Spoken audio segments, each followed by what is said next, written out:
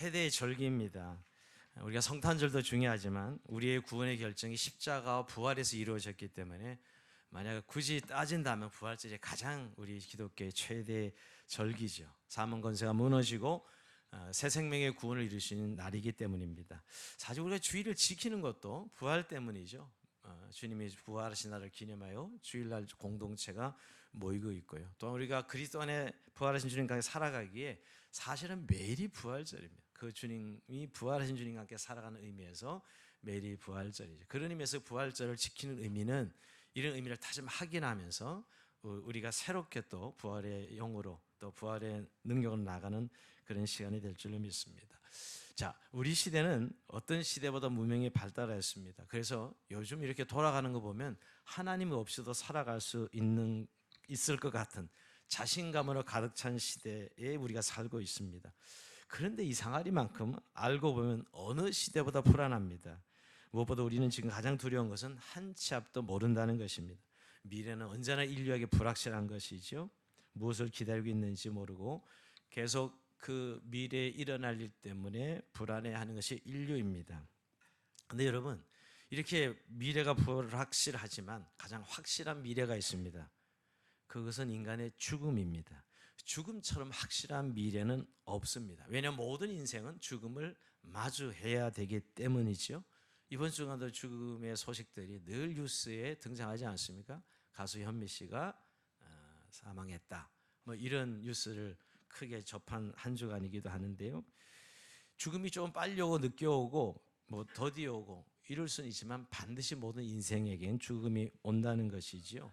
그러면서 우리가 살아간다는 것은 죽음을 준비하는 것이 아닌가 하는 생각을 합니다. 그런데 여러분, 죽음을 준비한다 그러면 흔히 장례식을 준비하고 묘자리를 준비해야 될 것 같지만 그 준비는 살아있는 자들의 몫이고 죽은 자가 준비하는 것이 아니지요. 이처럼 죽음은 누구에게나 찾아오는 일인데 문제는 죽음은 끝이 아니라는 것입니다. 사람들은 죽음을 마지막이라고 생각하지만 사실 죽음은 시작입니다. 죽음이 마지막이라면 문제는 간단하죠. 굳이 고민하고 살 이유가 없습니다. 흔히 우리가 죽으면 그뿐이지 하는 말로 위로를 하지만 그렇게 죽음이 끝이라는 말이 진리가 진실이 아니라는 거예요. 죽음은 끝이 아닙니다. 자, 우리는 성경에서 그 이야기를 한번 생각해 볼 수 있는데요. 십자가상에 달리신 예수님이 양편에 두 강도가 함께 매달려 있었습니다. 그때 특이한 사건이 일어나죠. 한 강도가 예수님을 막 조롱합니다.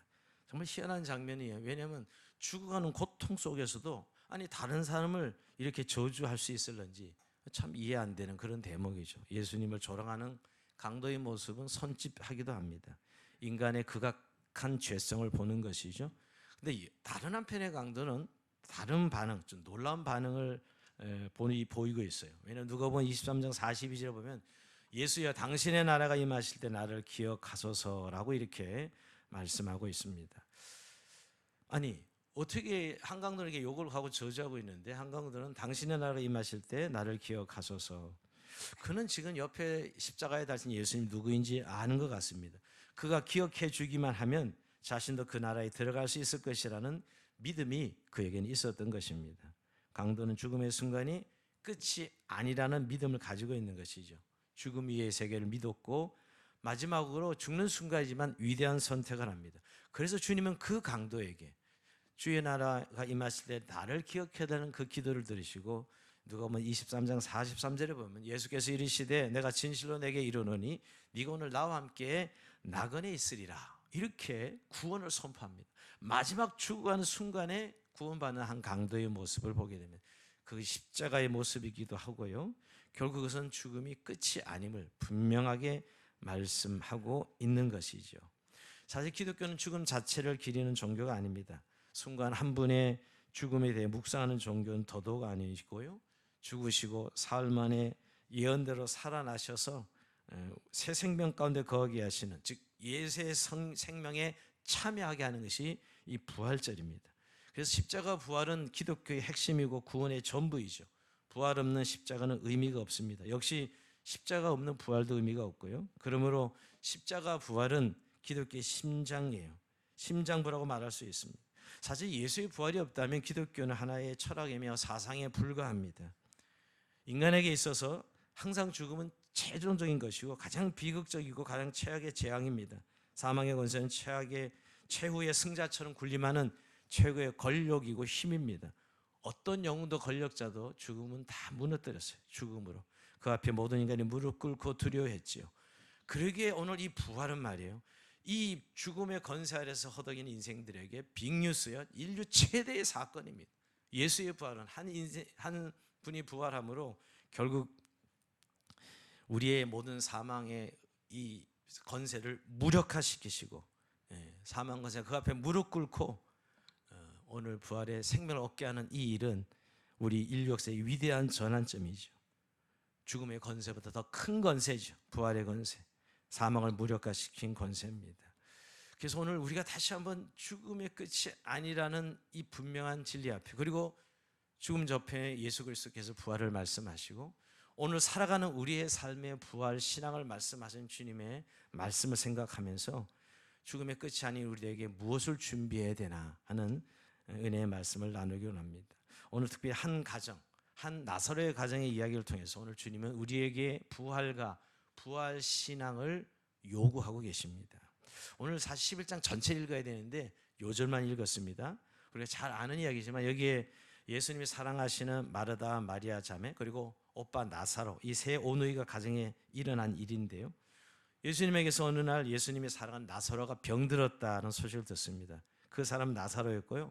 예수님은 그를 친구라 할 정도로 아주 사랑하는 관계였습니다.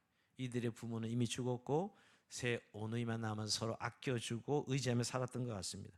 근데 그만 나사로가 덜컥 병이 들고 곧 실제로 죽게 됩니다. 사실 병들어서 죽는 것 어떻게 보면 너무 일반적이죠. 요즘도 질병으로 암으로 많은 사람들이 죽습니다. 근데 그 죽음 앞에 인간은 속수무책이죠. 그리고 이 죽음 앞에서 한 오빠의 죽음을 목격하고 당하고 있는 마르다 마리아는 울고 있습니다. 근데 또 주변에 함께한 사람들도 슬퍼 울고 있죠. 이들 앞에서 예수님이 무엇을 하셨는가, 무엇을 하시는지 우리가 살펴보기 원합니다. 먼저 주님은 그 슬퍼하는 장면, 그 슬퍼하는 그들에게 찾아오시는 것을 보게 됩니다. 자, 예수님에서 오늘 이 나사로의 집이 베다니인데요. 이 베다니를 가자고 했을 때 제자들은 극구 말립니다. 왜냐하면 예루살렘과 베다니는 3km 정도밖에 떨어져 있지 않아서 언제든 유대의 지도자들이 예수님을 체포하거나 공격할 수 있었기 때문에 선생님 거기 가시면 안 됩니다 라고 했던 것이지요. 제자들은 극구 베다니에 가는 예수님을 말렸습니다. 그러나 예수님은 병들어 죽은 나사로가 장사된 베다니로 가시지요. 예수님이 도착한 시점은 근데 나사로가 죽어서 무덤에 있은 지 나흘이나 되을 때 도착합니다. 좀 일찍 가면 얼마나 좋았겠어요? 오늘 17절에 보면 예수께서 와서 보시니 나사로가 무덤에 있는지 이미 나흘이라. 나흘 된 데서 그때서 찾아가십니다. 그때 도착했을 때 마르다가 영접을 하죠. 마르다는 오빠 나사로의 죽은 슬픔에 젖어서 이렇게 이야기하죠. 아니 예수님이 여기 조금만 더 계셨다, 여기 조금만 일찍 오셨다라면 죽지 않았을 것을. 그는 적어도 살아있을 때는 병들어서 살아있을 때 오셨다면 우리 오라면 살았을 텐데 아니 죽어서 오시다니요. 이렇게 안타까움을 표현하지요. 그런데 오늘 예수님은 나사로가 다시 살 것이라 이렇게 말씀하십니다. 그러나 마르다는 아니 자기 오빠 나사로가 다시 살 것이라는 말씀을 듣고도 믿지 않습니다. 23절에 보면 마르다는 예수님의 이 말씀을 마지막 날에 부활할 것이라 생각했다고 기록하고 있죠. 마지막 날엔 다시 살지. 이것도 큰 믿음이에요, 여러분. 마지막 날엔 다시 살 것을 믿긴 믿었지만 예수님은 지금 네 오라비가 살 것이라는 말은 믿지 않았던 것이지요. 그리고 마르다에게 자신의 말을 믿는지 물어보십니다. 우리가 오늘 읽은 이 본문 오늘 25절 예수께서 이르시되 나는 부활이요 생명이니 나를 믿는 자는 죽어도 살겠고 물어 살아서 나를 믿는 자는 영원히 죽지 아니하리라. 마르다야 네가 믿느냐? 라고 물어보십니다. 근데 마르다는 내용도 잘 모르면서 사실 대답합니다. 27절 이르되 주여 그러하이다 주는 그리스도시요 세상에 오시는 하나님의 아들이신 줄 내가 믿나이다. 전 동문서답하는 것이죠. 네가 정말 이 살 것을 믿느냐 오라비가 이렇게 물어보는데 세상에 오신 하나님의 아들을 내가 믿습니다. 이 정도 믿음은 마르다가 가지고 있었던 거예요. 그러나 그 상황 속에 일어난 오라비가 죽은 것의 이 상황에 대해서는 하나님도 어쩔 수 없어, 예수님도 어쩔 수 없어 하는 상황에 대해서는 이제 믿지 못하고 있지요. 그렇습니다. 우리가 고난을 당해보면 이거 너무너무 잘 이해가 될 거예요. 머리는 믿지만 실제 상황에서는 그 고난으로 인하여 사실 예수님이 이 일을 해결해 주리라고 생각하고 있지는 못하지요. 근데 오늘 여기서 먼저 살펴볼 것은 예수님은 나사로가 죽음으로 슬픈 이 가정을 그런 내버려 두지 않았다는 거예요. 유대인들의 이역과 반대도 불구하고 나사로를 찾아오셨어요.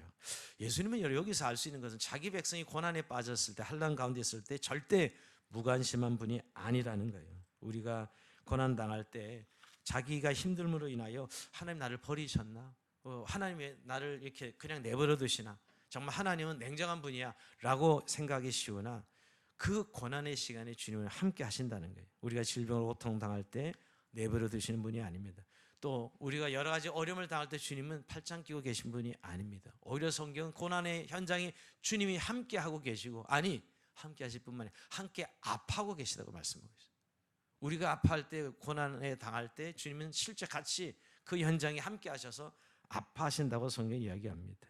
오늘도 여러분, 이 오빠가 죽어서 슬퍼하는 이 가정에 주님이 오셔서 이들과 지금 함께하고 있죠. 이 고난의 자리에 함께하고 있는 것이. 그러고 보면 여러분, 우리가 고난당하고 환난당할 때 주님이 찾아오시는 시간이요, 그 고난과 함께 주님이 함께 하시는 시간인 것을 보게 됩니다. 올해도 여러분 여러 가지 가정의 어려움으로 고통당하고 또 재정의 어려움으로, 육체의 질병으로 고통당하는 많은 지체들이 우리 교회에 있습니다. 근데 여러분, 우리가 한 가지 기억할 것은, 이렇게 부활절을 주신 것은 이 부활의 주님이 그 현장에 와 계셨고 또 함께 고통스러워하고 계시다는 거야. 그러게 여러분, 우리가 너무 고통의 감정에 빠져 있지 말고 우리를 찾아오신 예수님을 바라봐야 돼요. 이렇게 슬픔 가운데 있는 이들을 주님은 찾아오셨다는 거. 자, 그리고 여러분, 이어서 이 슬픔 당한 가정이 울고 있지 않습니까? 오늘 마르다, 마리아 모두 슬퍼하고 예수님이 찾아오자 그 발 앞에 엎드려 웁니다. 특히 마리아가 울지요. 오늘 이 마리아도 마르다처럼 예수님 여기에 계셨다라면 우리 오빠가 죽지 않았을 것을 마음에 아쉬워합니다. 참 우리가 늘 이런 아쉬움이었어요. 주님이 조금만 더 해줬으면, 주님이 좀 더 일찍 오셨더라면 이런 일은 일어나지 않았을 텐데 뭐 하셨어요 주님? 우리가 이러고 사실 기도할 때가 많지 않습니까?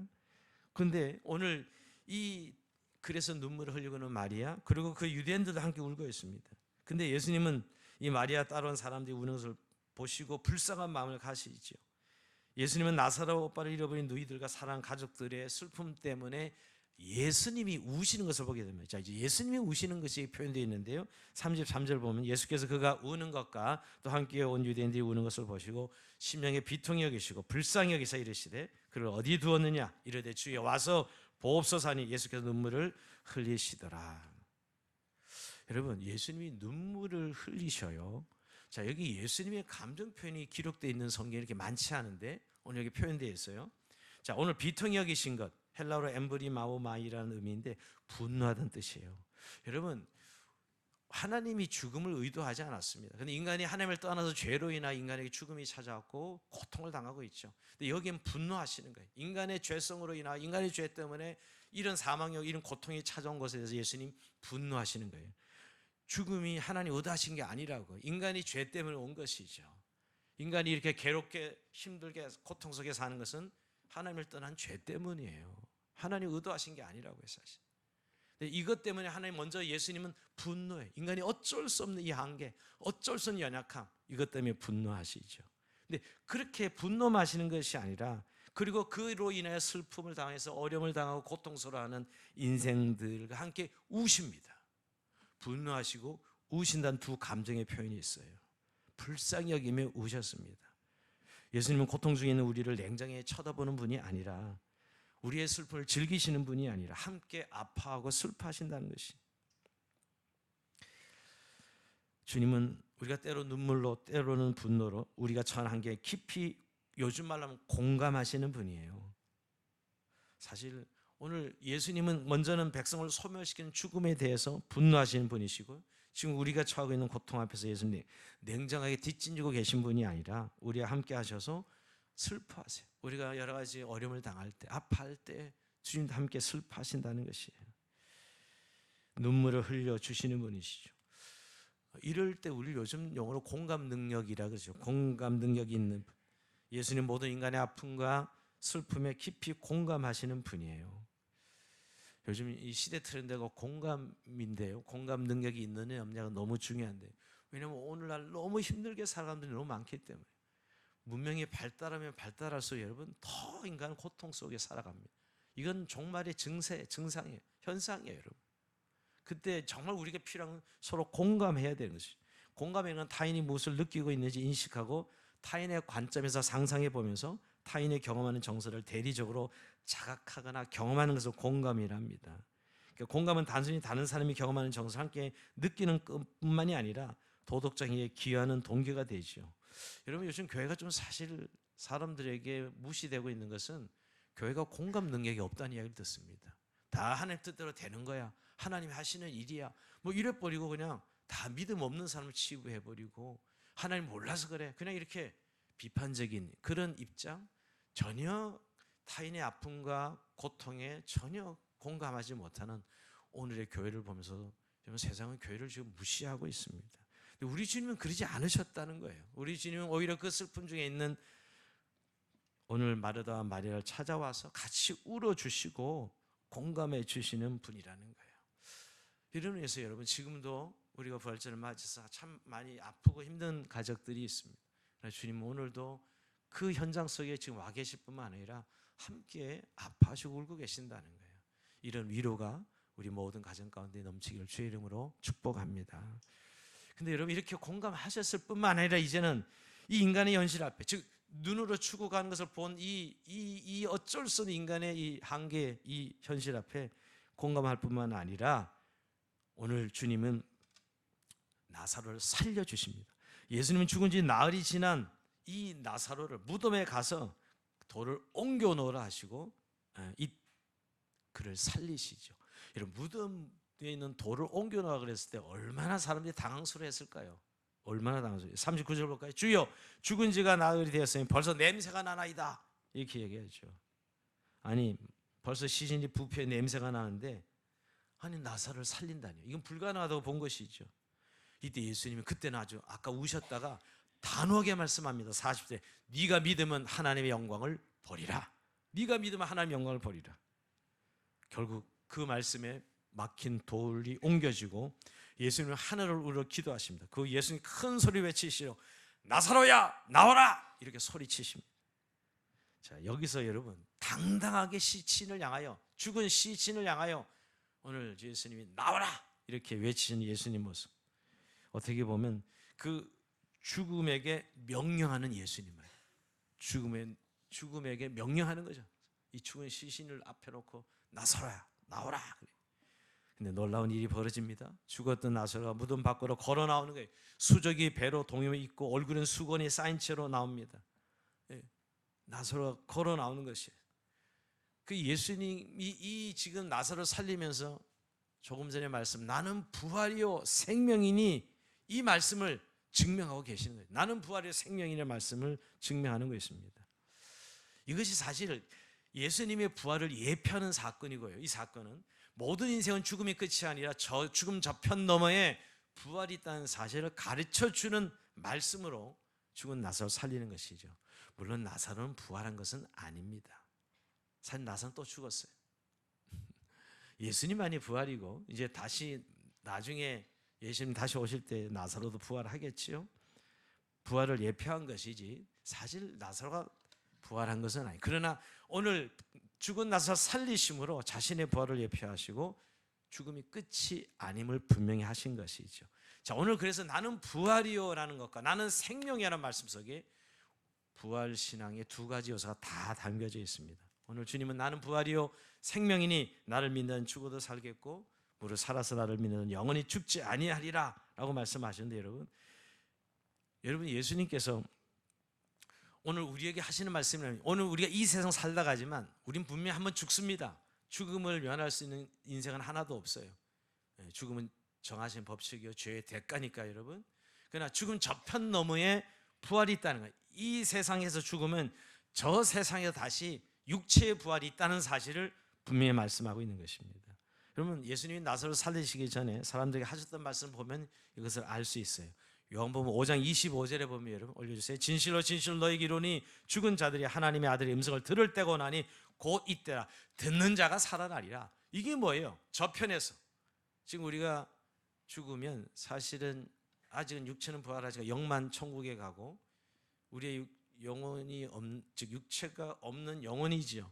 근데 예수님 다시 오실 때 주님이 소리치면 나사로야 나오라 하는 것처럼 모든 육체는 살아나라 할 때 그 음성을 듣고 다 살아난다는 것이, 죽음에서 나오라 그럴 때 우리의 죽음은 박차고 생명으로 나올 것입니다. 저 육체의 부활로 우리가 죽음 저편 너머에서 부활할 것을 말씀하고 있는 것이죠. 여러분, 우리는 더 이상 사막의 흐름에서 묶여있는 자들이 아닙니다. 정말론적으로 우리는 죽음에서 끝나는 자들이 아니에요. 물론 육체로 한번 죽지요. 그러나 죽음 저편에 우리는 반드시 부활할 것을 말씀하고 있는 것입니다.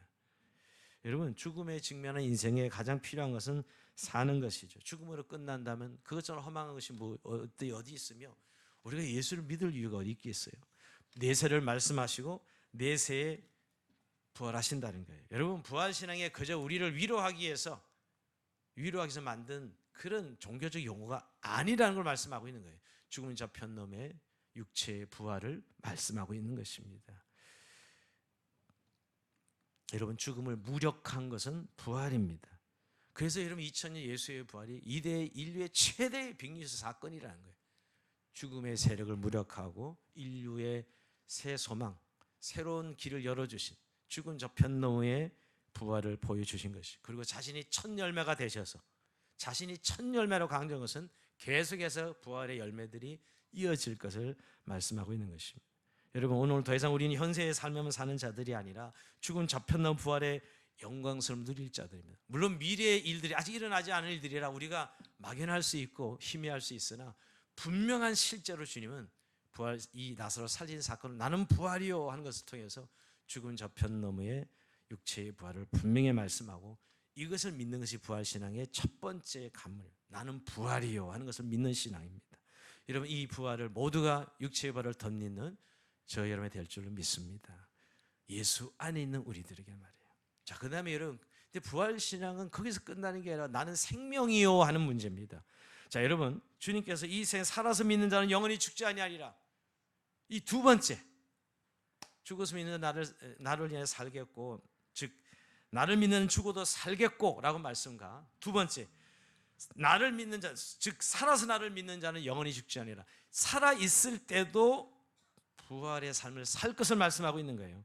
자, 그 부활을 믿는 우리에겐 부활 신앙이 있어서, 즉 우리의 현장소의 부활을 경험한다는 거예요.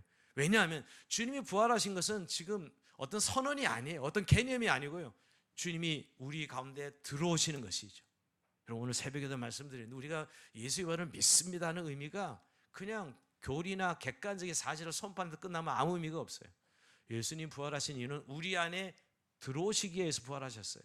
성찬이 뭡니까 여러분? 떡을 떼고 잔을 떼고, 그 떡은 사실은 예수님의 살을 의미하고 잔은 예수님의 피를 의미합니다. 굉장히 끔찍한 퍼포먼스를 따지고 보면 성찬이에요. 여러분, 왜 그렇게 표현했을까요? 여러분, 부활하신 주님이 우리 안에 들어오시는 거예요.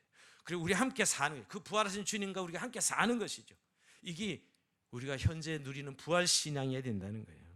여러분, 우리가 부활에 산 능력은 어떤 개념, 누구를 위로하고 그저 막연한 철학과 사상이 아니라 그 부활의 주님과 함께 살아가는 삶을 말씀하고 있는 거예요. 그래서 주님께서 부활하신 다음에 처음 찾아오셨을 때 제자들 막 둘에서 벌벌 떨고, 예수님 선생도 죽었고 이제 우리 잡혀가면 죽는 어찌 할 때 문으로 그냥 문 열지 않고 통과하시면서 평안할지어다, 이렇게 평안할지어다, 두려워하지 말라, 평안할지어다를 선언하시지요.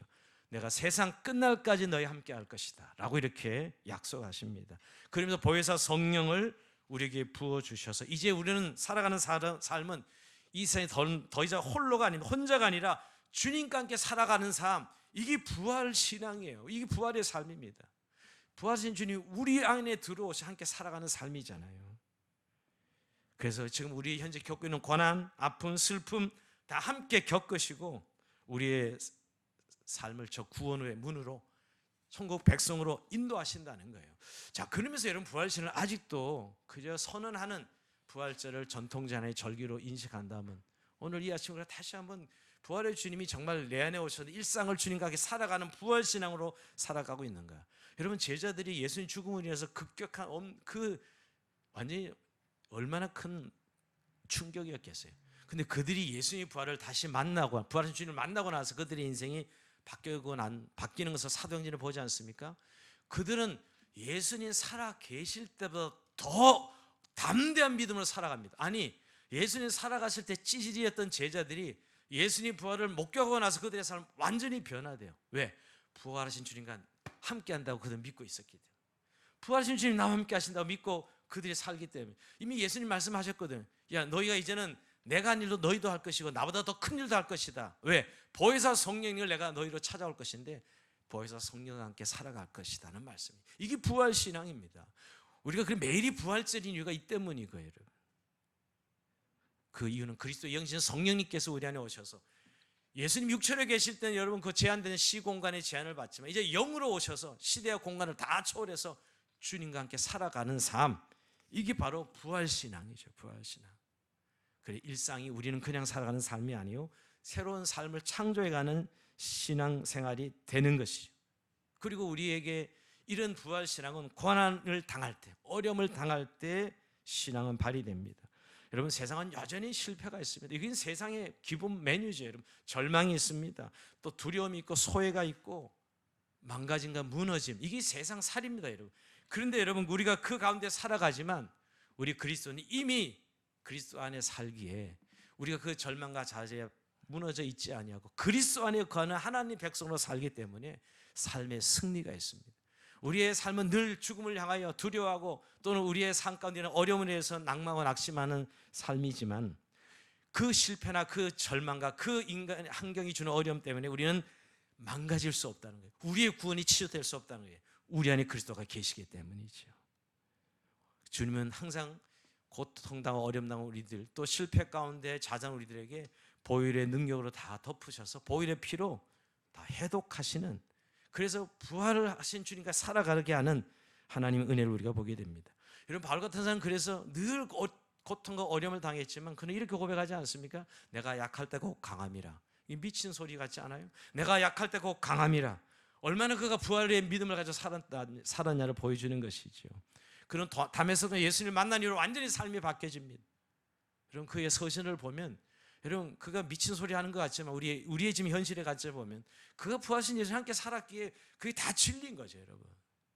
그 고난 속에서도 부활하신 주님과 함께 살아가는 일상을 살아간 것이에요. 이게 부활신앙입니다. 여러분, 부활은 그러면서 나중에 죽어서 저 멀리 육체의 부활 물론 믿어요. 이게 이 기본 부활신앙의 기본 사실이죠. 그러나 중요한 부활하신 주님과 함께 살아가는 삶이 진짜 오늘 우리가 가장 좋은 부활신앙이라는 거예요.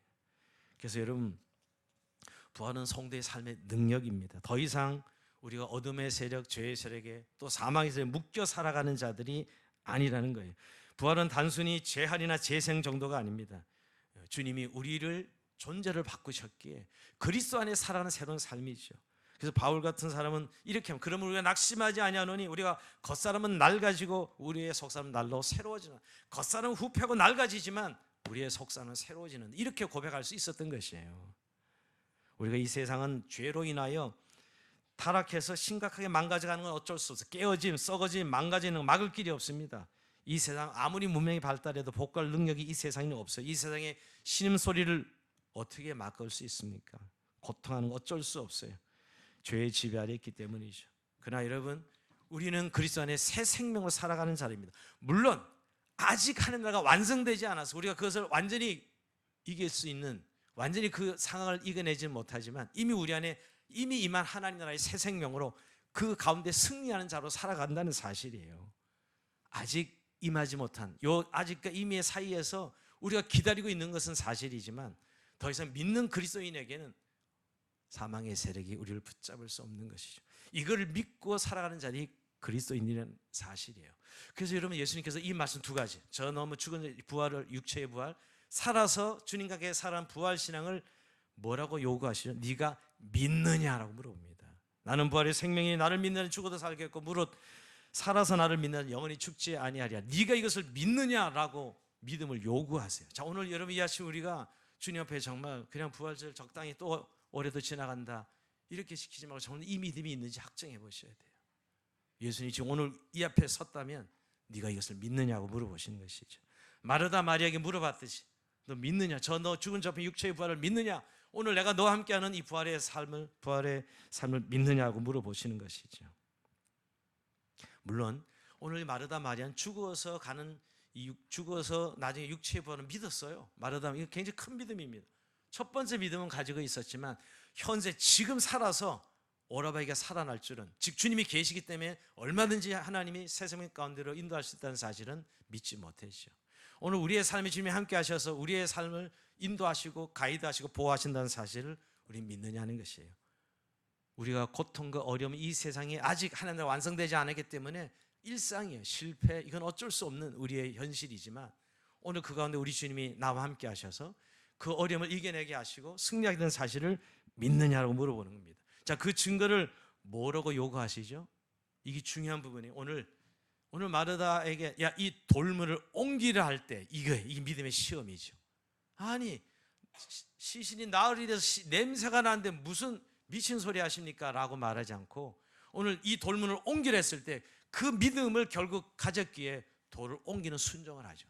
이게 믿음의 순종입니다. 많은 분들이 믿긴 믿어요. 오늘 성경 얘기하니까 믿어야지라고 믿지만 돌을 옮기는 순종을 하지 않습니다. 사실 그렇게 돌을 옮기는 순종 안 한다는 것은 아무 일도 일어나지 않는다는 의미죠. 사실 부활은 사실은 믿으면서 부활의 실제, 부활의 능력을 믿지 않고 있는 것이에요. 돌문을 옮기지 않는다. 오늘 그러면서 돌문은 나만이 옮길 수 있어요. 주님이 옮겨주시지 않습니다. 내가 옮겨야 됩니다. 내가 동굴에서 빠져나와야 됩니다. 과거의 어둠의 동굴에서, 상처의 동굴에서 나오는 건 내가 나와야 돼. 내가 치료해야 돼. 그랬어요. 누가 해주는 게 아니에요. 이미 주님이 이루셨거든요. 이루셨고 우리에게 한 가지 믿음을 요구해서 나오라고. 나오는 건 내가 나와야죠. 돌을 옮기는 건 내가 옮겨야 되는 것입니다. 우리가 지금 많은 사실 인생을 살아가는 고통과 어려움과 아픔 속에 있습니다. 근데 주님은 오늘 내가 너와 함께하고 있다고 말씀하시면서 이 돌문을 옮기라고 요구하십니다. 네가 믿느냐라고 말씀하시는 것이죠. 주님은 오늘도 우리에게 물어보십니다. 네가 믿느냐? 두 가지죠. 예수의 부활을, 죽은 저편놈의 육체의 부활의 역사를 믿느냐라고 물어보시고, 이건 아직 미래의 일이니까 쉽게 답하는 것 같아요. 사실 어떻게 보면 쉽게 답하는 거죠. 미래에 일어날 일이니까 일단 믿는다 치고가 아니라 정말 예수님이 하나님의 아들로 믿기에 그가 하신 말씀, 미래 육체의 부활을 믿습니다는 게 진짜 믿음. 그리고 오늘 내가 너와 함께하는 이 삶을 믿느냐? 내가 부활해서 너에게로 찾아가서 너를 문을 두드리고 내가 너와 함께 살아가는 이 부활의 삶을 너는 믿느냐라고 물어보시는 것입니다. 근데 문을 닫아놓고 언제나 내가 주인이 되고 내가 내 인생 내가 난 줄 알고 말이야. 내가 나는 아닙니다. 그건 거짓 자아예요. 예자예요. 그건 내가 아니에요. 사실은 그 나를 깨고 돌문을 열고 나와야 되는 것이, 믿음으로 주님의 부활의 손을 잡아야 되는 것이, 그게 주님과 함께 살아가는 삶이죠. 그래서 여러분 정말 부활신앙을 우리 더 이상 어둠 가운데 가둘 수 없어요. 우리를 저주와 죄 가운데 우리를 가둘 수 없다고요. 우리가 너무 실수하고 깨어지고 실패해도 우리를 더 이상 저주 가운데 내어둘 수 없습니다. 그 모든 고통과 아픔, 오히려 주님이 우리를 온전케 하시고 영광스럽게 만드시는 주님의 레슨이시죠. 주님이 우리의 인도하심의 과정일 뿐입니다. 다시 이 아침 여러분, 예수님의 육체의 부활을 오늘 믿느냐 할 때 아멘입니다. 우리 교인들 대부분이 아멘할 것입니다.